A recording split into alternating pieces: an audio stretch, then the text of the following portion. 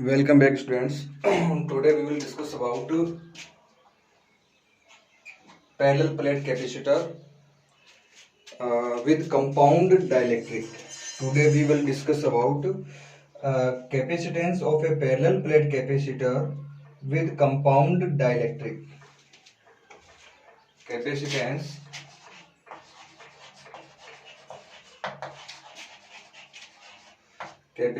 of a parallel plate capacitor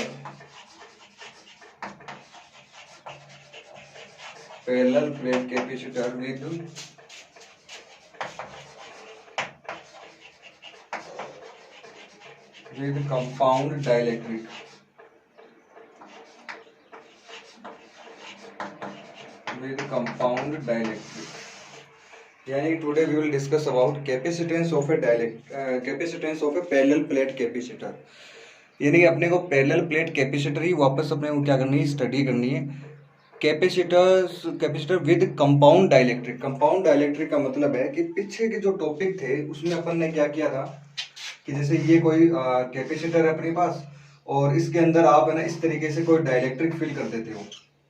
जैसे ये small T इसकी थिकनेस है और प्लेटों के बीच की जो डिस्टेंस है वो कितनी है अपनी डी। लेकिन अच्छा ये जो एक ही तरीके का अपन है ना ये यूज करते थे डाइलेक्ट्रिक। जैसे ये डाइलेक्ट्रिक है, सपोज करो इसका जो डाइलेक्ट्रिक कांस्टेंट है मान लो के, तो बस ये एक टाइप का अपन ने मटेरियल भर दिया, इसके अंदर फिल कर दिया। But now we will study what will happen if we take compound dielectric in a single parallel plate capacitor. यानी कि अपन एक ही पैरेलल प्लेट कैपेसिटर लेंगे लेकिन उसके अंदर एक ही तरीके का डाइलेक्ट्रिक नहीं लेंगे, अपन है ना बहुत सारे डाइलेक्ट्रिक लेंगे। तो उनका कैपेसिटेंस किस तरीके से अपने को फाइंड करना है ये अपने को समझना है।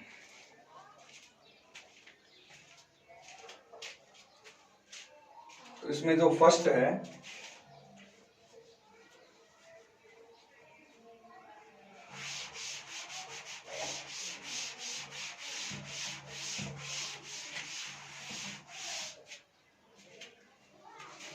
फर्स्ट है वो देखो इस तरीके से होगा। सपोज करो आपके पास ये एक कैपेसिटर है और इसके अंदर जो डाइलेक्ट्रिक मटेरियल है वो मान लो आपने एक तो ये फिल कर दिया और सपोज करो इसका जो डाइलेक्ट्रिक कांस्टेंट है मान लो K1। फिर आपने एक दूसरा फिल किया, सपोज करो इसका डाइलेक्ट्रिक कांस्टेंट क्या है K2। फिर आपने एक तीसरे टाइप का डाइलेक्ट्रिक मटेरियल लिया, सपोज करो इसका जो डाइलेक्ट्रिक कांस्टेंट है वो कितना है K3। और इस तरीके से आपने इस पूरे को फिल कर दिया। और एक लास्ट वाला और है हमारे पास और इसका मान लेते हैं डाइलेक्ट्रिक कांस्टेंट क्या है Kn और ये मान लो पॉजिटिव साइड और ये वाला क्या है नेगेटिव साइड। अब ये आपके पास पैरेलल प्लेट, ये ऐसा कैपेसिटर है जिसके अंदर एक ही टाइप का मटेरियल नहीं है। अपने पास जो डाइलेक्ट्रिक मटेरियल है वो एक ही टाइप का नहीं है, जो डाइलेक्ट्रिक मटेरियल है वो अपने पास डिफरेंट टाइप की। अब इस केस में अपन है ना इसका कैपेसिटेंस कैसे फाइंड करें उसके बारे में है ना अपने को स्टडी करनी। तो पहले तो एक बच्चों एक बात ध्यान रखना, ये एक सीरीज टाइप का अरेंजमेंट है। ये कैसा अरेंजमेंट है? सीरीज टाइप का अरेंजमेंट है। सीरीज कैसे हुआ? देखो एक ना एक प्लेट एक तो ये हो गई और दूसरा इसमें कैपेसिटेंस ये डाइलेक्ट्रिक आपने इसमें फिल कर दिया। तो ये खुद एक है ना, देखो ये इतना सा, ये खुद एक है ना कैपेसिटर है, फिर ये खुद एक कैपेसिटर है, फिर एक खुद एक कैपेसिटर है। इस तरीके से ये बहुत सारे कैपेसिटर है इस तरीके से। और इन सभी कैपेसिटर को अपन ने कैसे ऐड कर रखा है, एक तरीके से अपन मान सकते हैं इनको कि अपन ने इन सबको सीरीज के अंदर क्या कर रखा है, ऐड कर रखा है। तो ये एक तरीके का सीरीज कॉम्बिनेशन है, सीरीज टाइप अरेंजमेंट है। यानी अपन ने जो ना अरेंजमेंट किया ना इस कैपेसिटर का वो अपन सीरीज के जैसा अरेंजमेंट कर रखा है। तो ध्यान में रखना कैपेसिटर का अरेंजमेंट अपन दो तरीके से कर सकते हैं। We can arrange two types, एक तो सीरीज टाइप से और एक दूसरा होता है पैरेलल टाइप। यानी आप चाहो तो पैरेलल टाइप से भी अरेंजमेंट कर सकते हो। तो सबसे पहले अपन बात करते हैं सीरीज टाइप में। अब बता now we will find what will be the capacitance. अब अपने को चेक करना है कि कैपेसिटेंस जो है वो आपका कितना होगा। तो स्टूडेंट्स आप लोगों को मैंने कैपेसिटेंस का फॉर्मूला बताया था epsilon not a upon D minus T, ये वाला कैपेसिटेंस, ये अपने एक फॉर्मूला ड्राइव किया था, epsilon not a upon D minus T plus T upon K. ये जो फॉर्मूला है ये एक कैपेसिटेंस का फॉर्मूला है। और ये कौन सा कैपेसिटेंस का फॉर्मूला है? जब आपके पास एक पैरेलल प्लेट कैपेसिटर है और उसके बीच में थिकनेस का टी थिकनेस का एक डाइलेक्ट्रिक मीडियम है आपके पास, स्मॉल टी थिकनेस का एक डाइलेक्ट्रिक मीडियम है, इस तरीके का आपने एक पैरेलल प्लेट कैपेसिटर ले रखा है, उसका फॉर्मूला अपने ऊपर पढ़ रखा है। अब यहाँ देखो टी थिकनेस नहीं है, मान लो ये वाली जो थिकनेस है इसकी सपोज करो T1 है, यानी ये T1 थिकनेस है, इसकी मान लो T2 है, इसकी T3 है, और सपोज करो इसकी जो थिकनेस है वो क्या मान लेते हैं अपन, Tn थिकनेस मान लेते हैं। अब देखो इसमें अपन ने क्या देखा, एक तो अपने पास सिंगल टी नहीं है, टी की जगह क्या है, T1 है, T2 है, T3 है, इस तरीके से, और के भी अपने पास सिंगल नहीं है। डाइलेक्ट्रिक कांस्टेंट अपने जो डाइलेक्ट्रिक मीडियम फिल किया है वो अलग अलग डाइलेक्ट्रिक कांस्टेंट का है, पहले वाले का जो डाइलेक्ट्रिक कांस्टेंट है वो है K1, दूसरे वाले का K2, इस तरीके से। तो चलो ये सारी वैल्यूज अपन इस फॉर्मूले में रख देते हैं। अब देखो अपने पास सिंगल टी नहीं है, टी की जगह क्या है, T1 plus T2 plus T3 plus T4 ऐसे करके so on, T1 plus T2 plus dot dot Tn plus T upon के, वापस वही T1 plus T2 plus Tn upon, अच्छा एक चीज ध्यान में रखना कि T अपॉन के, एक मिनट रुको इसको थोड़ा सा अपनी साइड में लिख लेते हैं।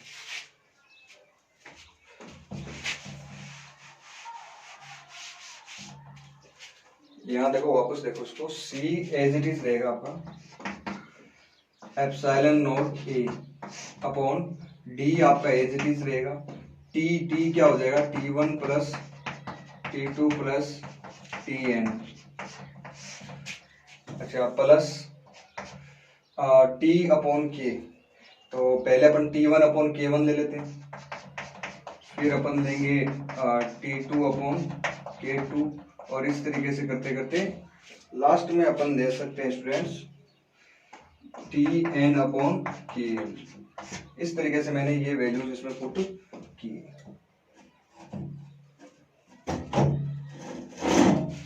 इस तरीके से अपन है ना इसमें वैल्यूज पुट करेंगे, इस तरीके से अपन वैल्यूज इसमें पुट करनी है अपने को।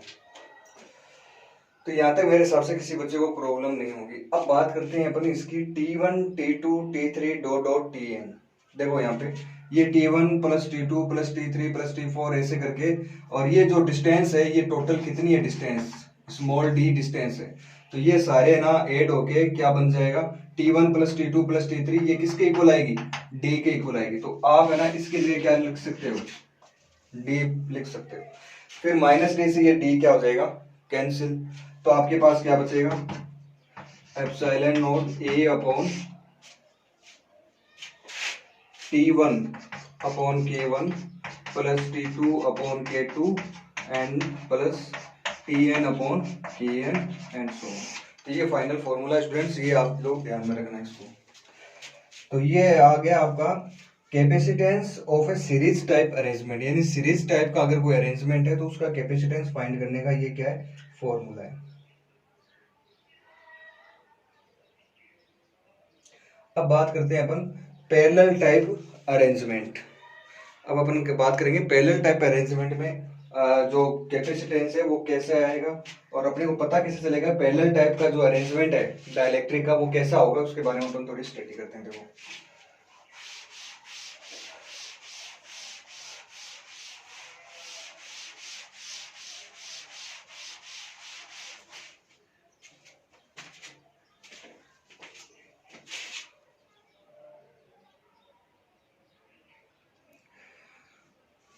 now student we will study about parallel plate parallel type arrangement like this, parallel type arrangement।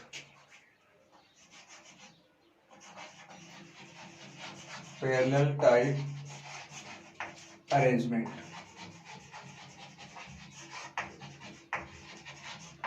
Now we will discuss about parallel type arrangement. Parallel type arrangement, तो स्टूडेंट्स पैरेलल टाइप जो arrangement है वो किस तरीके से अपने को study करनी है और वो अरेंजमेंट का आपको पता कैसे चलेगा कि ये ना पैरेलल टाइप का अरेंजमेंट है। तो इसके लिए अपन है ना थोड़ा सा एक डायग्राम से समझते हैं इसको, कि मान लो कि जैसे मान लो ये कोई पैरेलल प्लेट कैपेसिटर है। लास्ट डायग्राम अपन ने जो इसमें डाइलेक्ट्रिक फिल किया था वो अपन ने ऐसे फिल किया था, है ना। बट नाउ मैं इसमें डाइलेक्ट्रिक ना जो मटेरियल वो ऐसे नहीं करूंगा फिल, इसमें अपन डाइलेक्ट्रिक मटेरियल अब ऐसे फिल कर देंगे।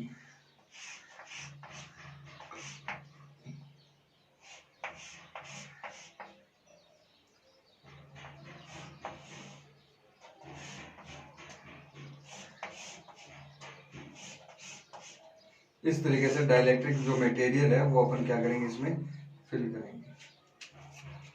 तो स्टूडेंट्स सपोज करो ये फर्स्ट डाइलेक्ट्रिक मटेरियल है, ये आपका सेकंड है, ये आपका थर्ड है।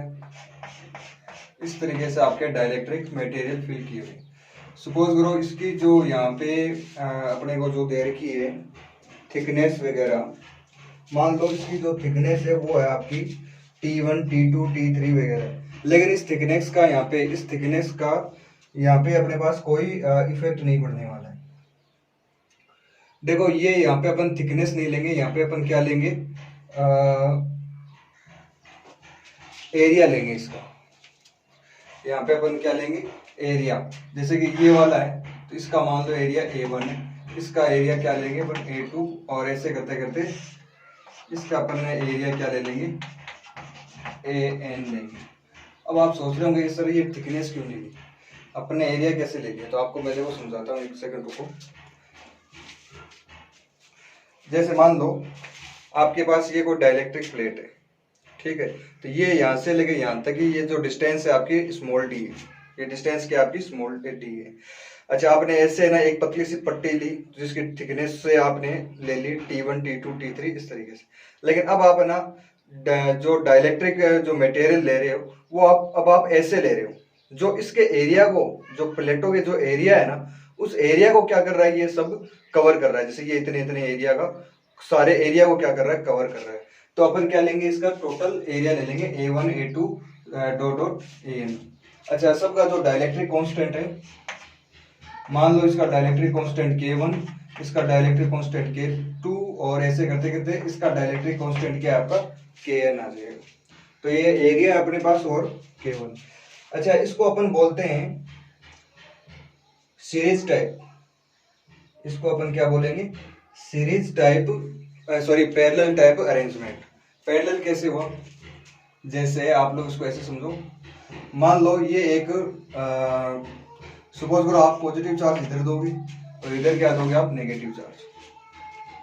यहाँ देखो ये एक डाइलेक्ट्रिक यहाँ पे मटेरियल, और ये खुद एक कैपेसिटर है, फिर दूसरा कैपेसिटर, तीसरा, ऐसे करते करते ये वाला हो गया आपका nth कैपेसिटर। आप इसको अलग अलग करके ऐसे लिख सकते हो, जैसे एक कैपेसिटर ये हो गया, फिर दूसरा कैपेसिटर ये बन गया, फिर तीसरा कैपेसिटर आपका ये आ जाएगा। इस तरीके से ये क्या बन गया, यहाँ पे कैपेसिटर आ गया मेरे पास।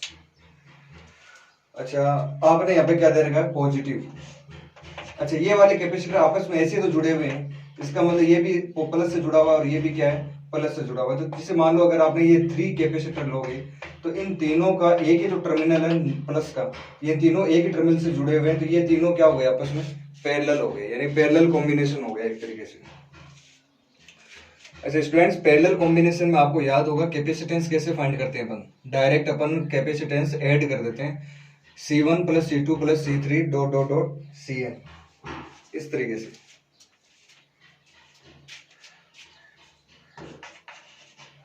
और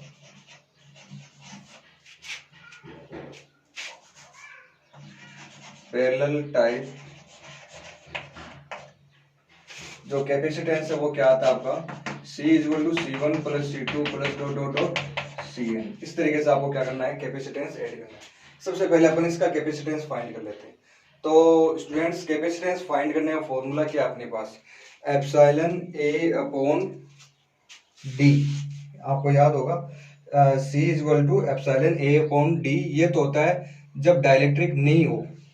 देखो इसको समझ लो, वापस से आपको याद दिला देता हूँ। मान लो ये कोई कैपेसिटर है और इसके बीच में आपने कोई मटेरियल नहीं फिल कर रखा, स्पेस है, तो इस टाइम इसका जो कैपेसिटेंस है वो आपका ये फॉर्मूला आया था, एप्सिलॉन ए अपॉन डी, जिसको अपन C नोट के नाम से भी जानते थे। अब मान लो आपने इसके अंदर पूरे के अंदर और डाइलेक्ट्रिक फिल कर दिया, इस तरीके से आपने क्या फिल कर दिया, dielectric.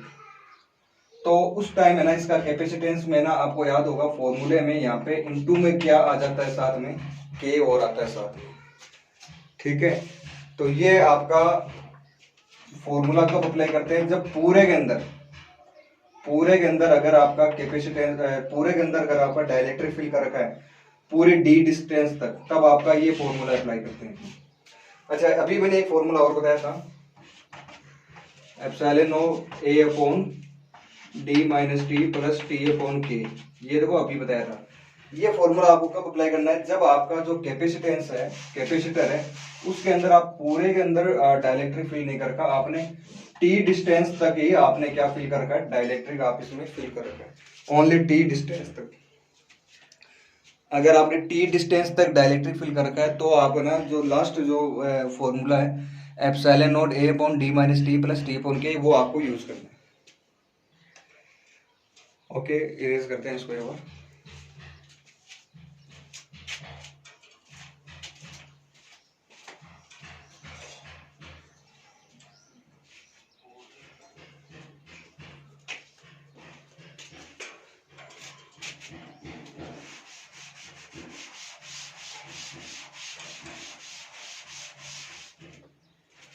Okay students, now C equal to C1 plus C2, तो जो C का फॉर्मूला है वो मैं यहाँ लिख देता हूँ, वो ये होगा epsilon naught A upon D और साथ में क्या आएगा आपका K। ये फॉर्मूला अप्लाई करना है। तो पहले मैं C1 इसका कैपेसिटेंस फाइंड कर लेते हैं, केवल इसका कैपेसिटेंस। तो देखो C equal to epsilon naught, इसका जो एरिया है ये कितना एरिया है, A1 अपॉन डी, डिस्टेंस तो आपकी सेम है वही, यहाँ से लेके यहाँ तक डिस्टेंस आपने क्या मान रखी है, डी मान रखी है, तो नीचे क्या आएगा डी, और के, इसका जो डाइलेक्ट्रिक कांस्टेंट है वो क्या आपका K1, तो यहाँ पे अपन क्या लिखेंगे K1। बस ऐसे आपको सबको क्या करना है, ऐड करना है।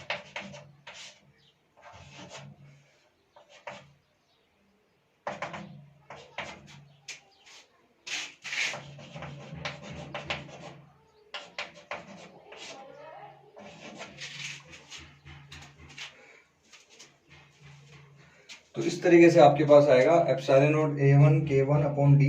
इसमें जो कॉमन आ रहा है स्टूडेंट्स वो आप कॉमन ले सकते हो, जैसे एप्सिलॉन नॉट अपॉन डी, ये आप क्या ले सकते हो, बाहर कॉमन ले सकते हो।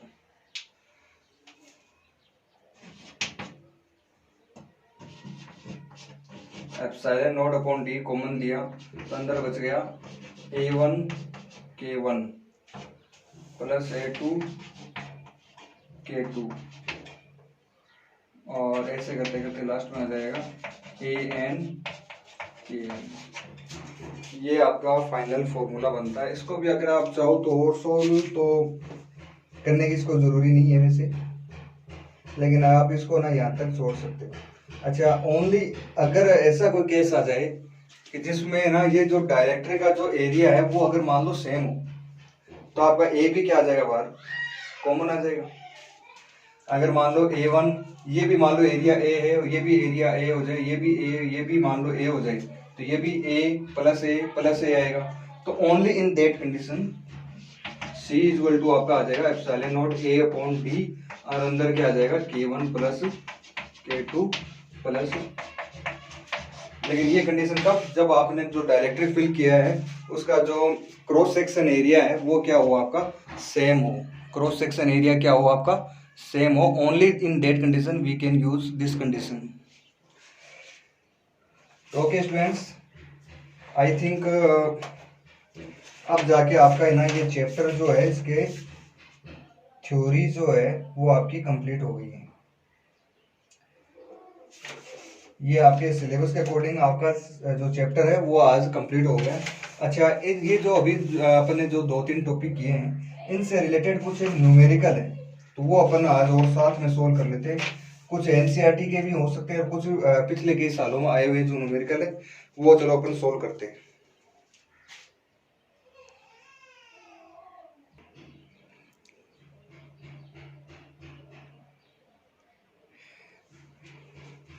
Students, to solve numerical problems, I write all formulas related to recently topic.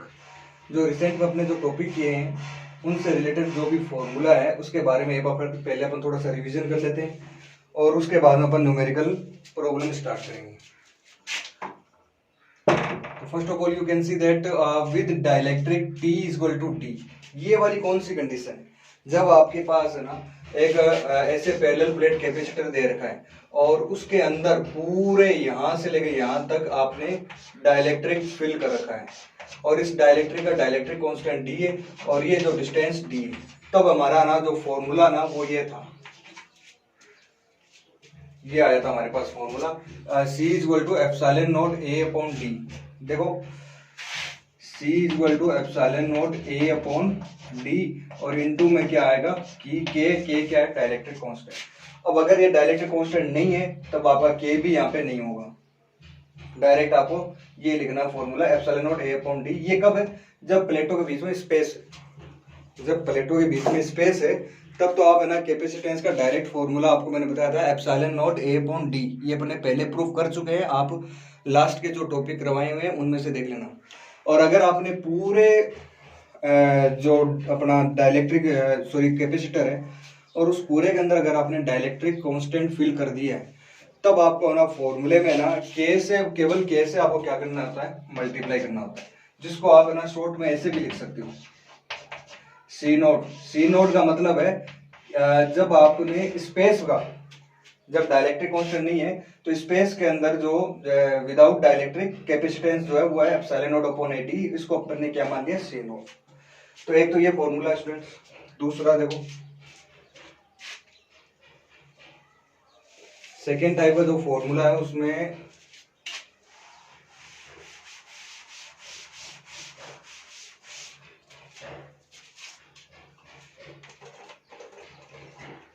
Second जो फॉर्मूला है उसमें आपने वो दे रखा है जब T is less than D, ये यहाँ पे ऐसा ही है, T is less than D, जब आपका T जो है वो D से क्या हो? छोटा हो, when it is very small.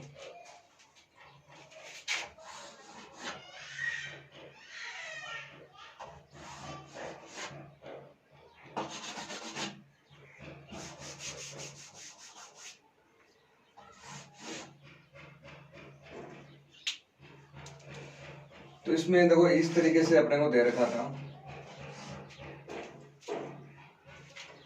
जैसे मान लो ये कैपेसिटर है आपके पास, this is positive plate and this is negative plate और यहाँ आपने एक डाइलेक्ट्रिक मटेरियल आपने फिल कर दिया। इस तरीके से आपने डाइलेक्ट्रिक मटेरियल क्या कर रखा है? फिल कर रखा है। तो यहाँ पे आप लोग देख सकते हो स्टूडेंट्स, इसकी जो थिकनेस है T है और जो डिस्टेंस है वो क्या है? T।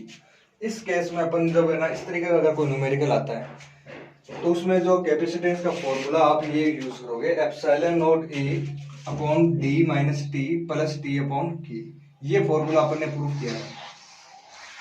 और अगर है ना पीछे वाला, अगर मान लो सपोज करो आपने इसको इंक्रीज करके पूरा कर दिया तो D और T क्या हो जाएंगे? इक्वल।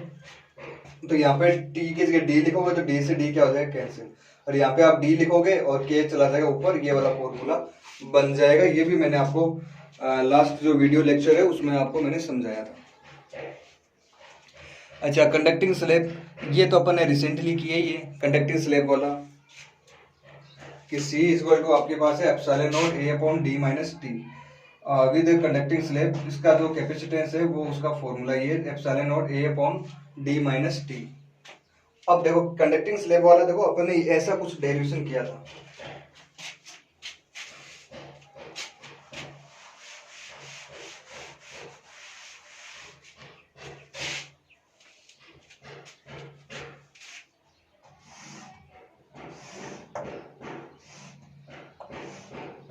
कुछ ऐसा किया था अपन ने यहाँ पे ना, अपन ने एक डाइलेक्ट्रिक एक कंडक्टिंग स्लेब ली थी which the thickness of T and the distance is D. तब ये फॉर्मूला बना था epsilon not a upon D minus T. क्या होगा जब आपने ये कंडक्टिंग स्लेब को यहाँ और यहाँ पूरा इंक्रीज कर दोगे, यानी कि पूरे को आपने इससे फिल कर दिया, कंडक्टर से फिल कर दिया, इसका मतलब डी और टी क्या हो गया, इक्वल। तो यहाँ देखो फॉर्मूले में जब टी ना वो डी के इक्वल हो जाएगा तो डी से डी कैंसिल, नीचे आ जाएगा जीरो। तो कैपेसिटेंस क्या हो गया आपका, इनफाइनाइट, यानी कैपेसिटेंस आपका बहुत ज्यादा इनफाइनाइट टाइम्स बहुत ज्यादा आपका क्या हो जाएगा, इंक्रीज हो जाएगा। तो ये भी एक कंडीशन है, ये ध्यान में रखना। फोर्थ जो स्टूडेंट्स अपने पास जो पॉइंट है वो है व्हेन बैटरी इज डिस्कनेक्टेड। अब देखो इसको वापस मैं देखो, ऐसे तो मैंने लास्ट वीडियो में बताया था, इसको पूरा समझा के एक बार फिर से समझ लेते हैं हम इसको। व्हेन बैटरी इज डिस्कनेक्टेड, इसको इरेज कर देते हैं। देखो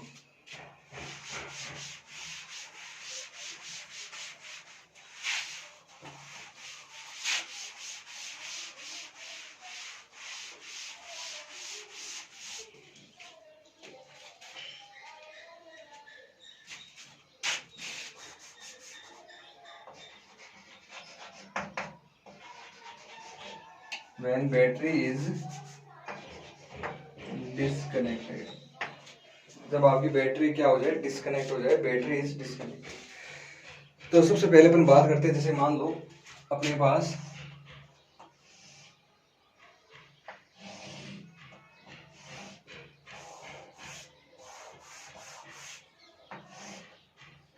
इस तरीके से कोई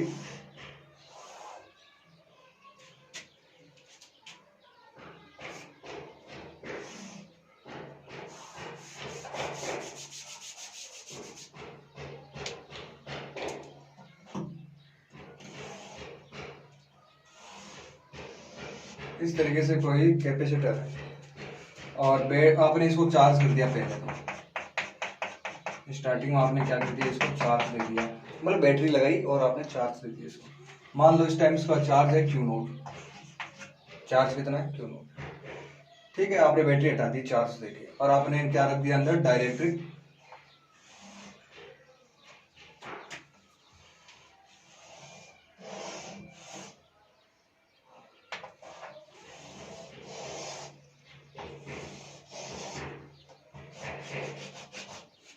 आपने क्या रख दिया, एक डाइलेक्ट्रिक स्लैब रख दी जिसका डाइलेक्ट्रिक कांस्टेंट है के और थिकनेस क्या है, टी।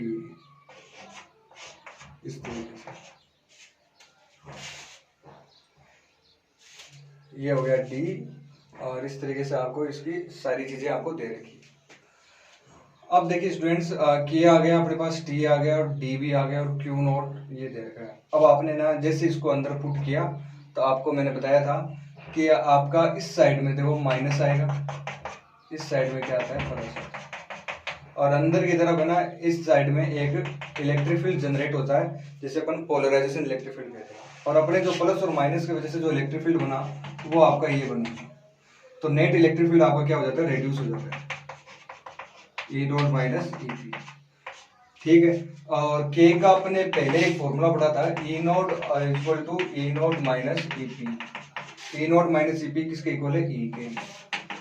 तो ये हो गया ई नॉट ई, तो ई जो क्या है वो क्या आ गया, ई नॉट अपॉन के, यानी कि इलेक्ट्रिक फील्ड है वो के टाइम्स क्या हो जाएगा, लेस हो जाएगा।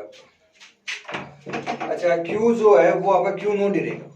देखो पहले आपने ये लिखा है, चलो यहाँ से स्टार्ट करते हैं। क्यू जो है वो आपका क्या रहता है, क्यू नॉट ही रहता है। अब देखो भाई आपने बैटरी तो लगा नहीं रखी, बैटरी को क्या कर रखा आपने, डिस्कनेक्ट कर रखा। बैटरी आपने लगा नहीं रखी, देखो ये प्लेट है, यहाँ पॉजिटिव आ गया यहाँ नेगेटिव आ गया, कैसे आया, आपने बैटरी लगाई थी, बैटरी ने पॉजिटिव दिया और नेगेटिव चार्ज दिया तो यहाँ पे चार्ज आ गया। अब आपने बैटरी को डिस्कनेक्ट कर दिया, अब बोलो ये चार्ज कहाँ जाएगा, कि चार्ज को कहीं जाने के लिए ऐसा तो है नहीं कि चार्ज अपने आप खत्म हो जाएगा, बैठा बैठा गायब हो गया चार्ज, ऐसा तो होगा नहीं। चार्ज एक जगह से गायब होने का मतलब है कि वो चल के कहीं दूसरी जगह चला गया। ये होता है कि जब अपन कहते हैं ना कि चार्ज यहाँ से चला गया, तो वो कहीं ना कहीं किसी ना किसी तरीके से वो जाएगा वहां पे। अब आपने क्या कर रखा है कि बैटरी को तो कर रखा है स्टूडेंट्स डिस्कनेक्ट, बैटरी को तो आपने क्या कर दिया कंप्लीटली डिस्कनेक्ट, बैटरी आपने लगाई नहीं। अब मान लो जो फर्स्ट वाली जो प्लेट है, ये वाली प्लेट है, इस पर अगर मान लो पॉजिटिव चार्ज है, अब मान लो ये पॉजिटिव चार्ज, अब यहाँ आप अंदर कुछ भी डालो, क्या ये पॉजिटिव चार्ज कहीं जाने लायक है क्या? ये बताओ, कहीं पे जा सकता है? कैसे चल के जाएगा बताओ? कोई रास्ता दे रहा आपने? नहीं दे रहा। तो ना तो ये पॉजिटिव चार्ज इसको छोड़ के जा सकता है और ना ही इस पर एक्स्ट्रा चार्ज आ सकता है। क्यों? क्योंकि आपने बैटरी को क्या कर रखा है? डिस्कनेक्ट कर रखा है। बैटरी ही एक ऐसा अपने पास सोर्स है जो वापस चार्ज ले भी सकता है और दे भी सकता है। जरूरत पड़ने दो बैटरी से, अपन यही तो करते हैं घरों में। घरों में अपन बैटरी से क्या करते हैं? पहले तो अपन इन्वर्टर से उसको चार्ज देते हैं, तो अपन कहते हैं चार्ज होगी बैटरी, और फिर जरूरत पड़ी तो चार्ज ले लेते हैं। तो वही सेम सी कंडीशन यहाँ पे होगी। यानी कि बैटरी एकमात्र ऐसा अपने पास सोर्स है जो प्लेट ए और प्लेट बी से चार्ज को कम ज्यादा कर सकता है। ये बात हमेशा ध्यान में रखना। अगर कहीं पे बैटरी नहीं है ना, तो आप ये मान लेना कि चार्ज अपने आप वहां से ना तो बढ़ेगा ना ही घटेगा, अपने आप कैसे कम ज्यादा हो सकता है। तो ये बात आप लोग विशेष तौर से थोड़ी ध्यान रखोगे। तो इसलिए मैंने यहाँ पे लिखा Q जो है वो Q नोड के क्या होगा? इक्वल होगा। अच्छा E है ना, वो E नोड अपॉन K हो जाएगा। इसके बारे में मैंने आपको अभी देखो जैसे बताया, आपको उस हिसाब से आपको करना है कि E जो है वो E नोड अपॉन K के क्या होगा? इक्वल होगा। ठीक है। अब बात करते हैं कि V जो है वो V नोड अपॉन K के इक्वल कैसे हो गया? चलो इसके बारे में स्टडी करते हैं। देखो V जो है वो V नोट अपॉन K के इक्वल कैसे हुआ, उसके बारे में देखो ऐसे करेंगे अपन कि एक बार के लिए मान लो कि यहाँ पे कोई डाइलेक्ट्रिक कांस्टेंट नहीं है, कोई भी डाइलेक्ट्रिक मटेरियल नहीं है। उस टाइम मान लेते हैं कि इस पे पोटेंशियल जो है वो है V नोट। स्टार्टिंग में पोटेंशियल क्या है? V नोट है। इसको डालने से पहले अब जो V नोट है, V का फॉर्मूला देखो आपको फर्स्ट सेकंड चैप्टर में पढ़ा है, E इंटू आर या फिर E इंटू डी। अब देखो V नोट उस टाइम क्या था? E नोट, और प्लेटों के बीच की डिस्टेंस क्या थी? D। तो स्टार्टिंग में जब है ना डाइलेक्ट्रिक आपने डाला था, उससे पहले आपका ये फॉर्मूला था V नोट का। जैसे आपने डाइलेक्ट्रिक डाल दिया अंदर, डाइलेक्ट्रिक मटेरियल आपने अंदर डाला, अंदर डालते ही क्या होगा? E नोट और D, आपका E नोट जो है वो क्या हो रहा है? चेंज हो रहा है। अब आपका E नोट नहीं रहा, इलेक्ट्रिक फील्ड क्या हो गया? E नोट अपॉन K हो गया। इलेक्ट्रिक फील्ड क्या हो गया? E naught upon K। Electric field क्या हो गया आपका? E naught upon K। और जो V नोट, अपन बात किसकी कर रहे हैं? पोटेंशियल की। पोटेंशियल तो आपका यहां से लेके यहां तक है, तो पोटेंशियल आपका D डिस्टेंस तक ही है। और ये E नोट और D किसके इक्वल है? सॉरी, अब ना पोटेंशियल अपने V मान लिया, क्यों? K का डिवाइड कर दिया तो पोटेंशियल क्या हो गया अपना? चेंज हो गया। जैसे पहले तो V naught equal to E naught into D था, अब आपने K का डिवाइड कर दिया, क्योंकि इलेक्ट्रिक फील्ड है वो कम हो रहा है, तो K का डिवाइड कर दिया हमने। देखो ये रहा E ना, अब electric field E naught upon K हो जाएगा। और यहां से भी समझ सकते हो। अब है ना इलेक्ट्रिक फील्ड क्या हो जाएगा? E note minus EP। तो चाहे तो आप है ना यहाँ पे E नोट माइनस EP लिख दो, या फिर E नोट माइनस EP की वैल्यू, जैसे इसको इधर ले आए, K को नीचे ले, तो E नोट अपॉन K लिख दिया, बात एक ही। ये किसके इक्वल है? V नोट भी। तो इसलिए आपका पोटेंशियल भी क्या हो गया? K टाइम्स लेस हो गया। इन दोनों प्लेटों के बीच का पोटेंशियल क्या हो जाएगा? थोड़ा कम हो जाएगा। और आप इसको वैसे चाहो तो प्रैक्टिकली समझ के देख लो। मान लो ये डाइलेक्ट्रिक नहीं है आपका, डाइलेक्ट्रिक आपने फील ही नहीं किया इसमें, तो यहाँ पे पॉजिटिव और यहाँ पे क्या है? नेगेटिव। जैसे आपने डाइलेक्ट्रिक डाल दिया अंदर, जैसे आपने डाइलेक्ट्रिक को इंसर्ट किया, यहाँ क्या आएगा? नेगेटिव, और यहाँ पे क्या आएगा? पॉजिटिव। आएगा या नहीं आएगा? ये नेगेटिव है ना, इस पॉजिटिव के इफेक्ट को क्या करेगा? कम करेगा। पहले पॉजिटिव था, इसका पोटेंशियल 5 वोल्ट था, 5 वोल्ट था। जैसे यहाँ पे नेगेटिव चार्ज आया, इस नेगेटिव चार्ज ने अपना पोटेंशियल दे दिया -2। क्यों? नेगेटिव है तो नेगेटिव पोटेंशियल होता है। अब बताओ यहाँ पे पोटेंशियल कितना हो गया? 5 - 2 यानी कि 3। तो बोलो पोटेंशियल कम होगा या नहीं होगा? और पोटेंशियल कम हो गया जिसका मतलब वहां पे इलेक्ट्रिक फील्ड ऑटोमेटिक क्या होगा? कम होगा। तो ये बात थी यहां तक। फिर आगे की बात कर लेते हैं अपन, C equal to KC naught. अब देखो बच्चों, बात ऐसी है कि आपका जो, जैसे आपने ये डाइलेक्ट्रिक डाला, तो ये तो अपन ऑलरेडी प्रूफ कर चुके हैं कि जब आप डाइलेक्ट्रिक मटेरियल डालोगे तो आपका कैपेसिटेंस बढ़ जाएगा, कैपेसिटेंस आपका इंक्रीज हो जाएगा when you insert any dielectric slab between plates of parallel plate capacitor. यानी पैरेलल प्लेट कैपेसिटर में कोई भी डाइलेक्ट्रिक स्लैब आप इंसर्ट करोगे तो श्योरली आपका जो कैपेसिटेंस है that will be increase, capacitance increase होगा। ये तो अपने फॉर्मूला पढ़ाया था, C इक्वल टू के सी नोट, ये तो हो ही जाएगा। अब बात करते हैं पोटेंशियल एनर्जी। ये पोटेंशियल एनर्जी पे क्या इफेक्ट पड़ गया, पोटेंशियल एनर्जी पे क्या इफेक्ट पड़ गया? तो पोटेंशियल एनर्जी इफेक्ट पड़ा कि जो नई जो पोटेंशियल एनर्जी है ये तो है यू नोट, यू नोट यानी कि पुरानी वाली पोटेंशियल एनर्जी जब आपने इसको अंदर इंसर्ट नहीं किया है और अंदर जब है ना डाइलेक्ट्रिक स्लैब को इंसर्ट कर दिया, तब आपकी जो न्यू पोटेंशियल एनर्जी है वो क्या हो जाएगी, के टाइम्स लेस हो जाएगी। जो न्यू पोटेंशियल एनर्जी है वो क्या हो जाएगी स्टूडेंट्स, के टाइम्स लेस हो जाएगी। के टाइम्स वो एनर्जी को आपको क्या करना पड़ेगा, लेस करना पड़ेगा।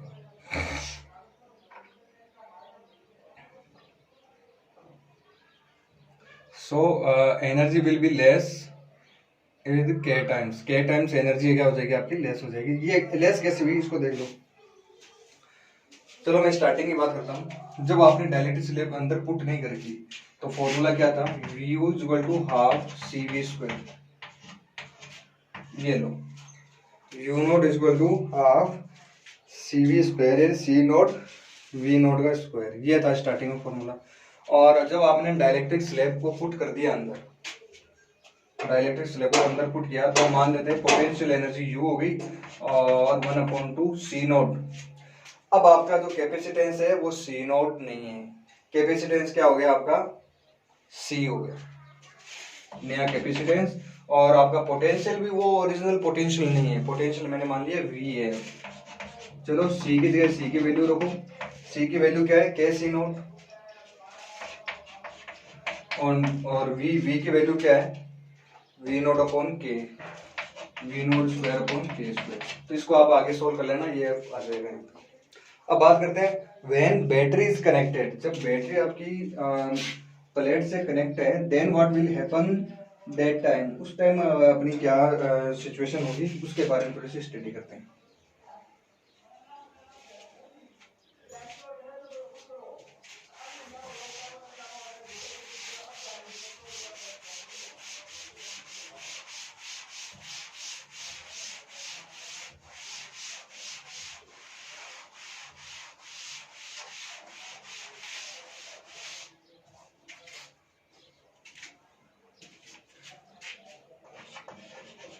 When battery is connected,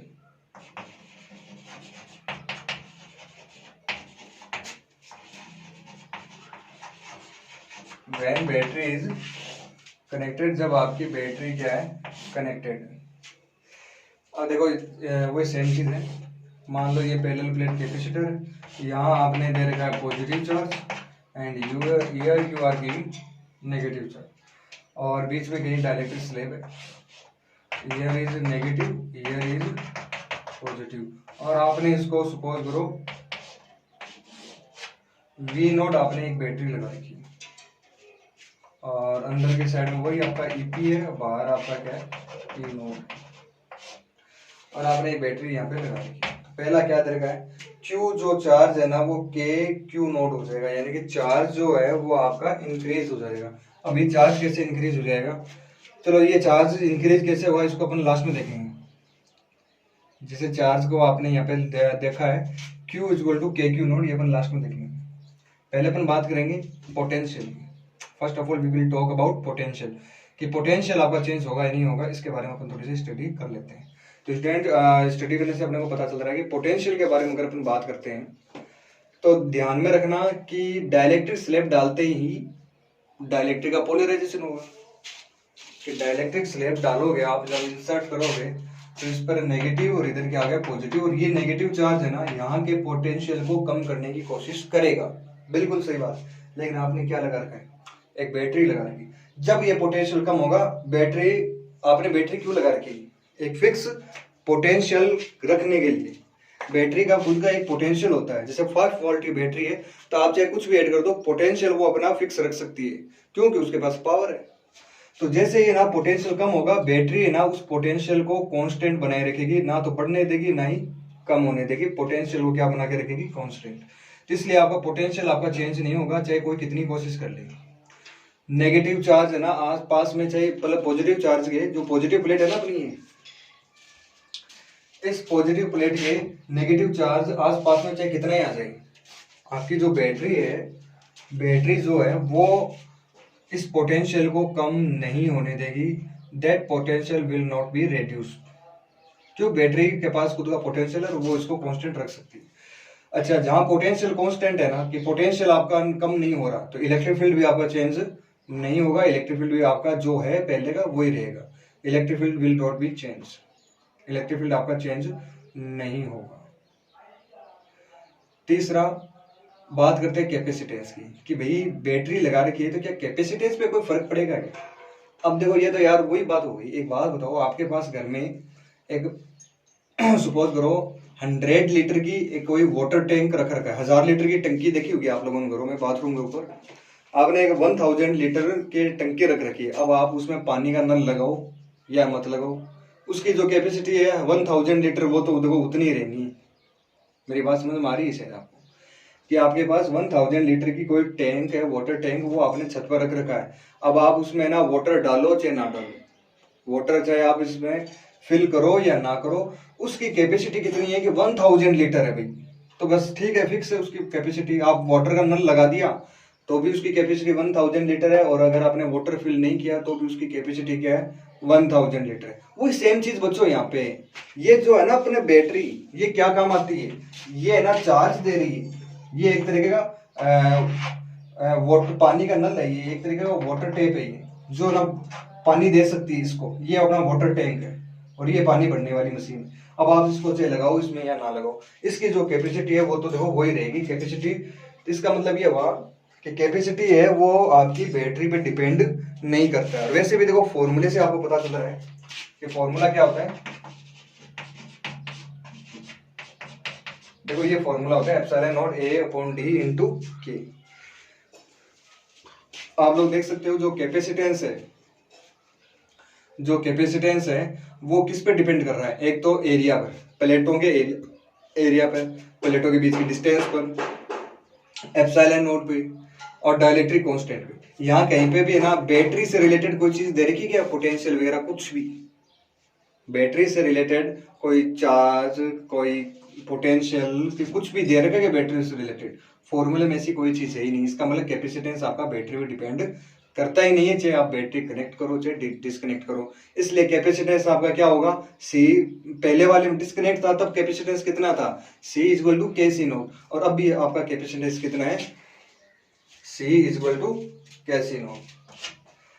तो चलो भाई कैपेसिटेंस आपका वही रह गया। अब बात करते हैं अपन चार्ज के बारे में, कि ये चार्ज आपका कैसे इंक्रीज हो गया।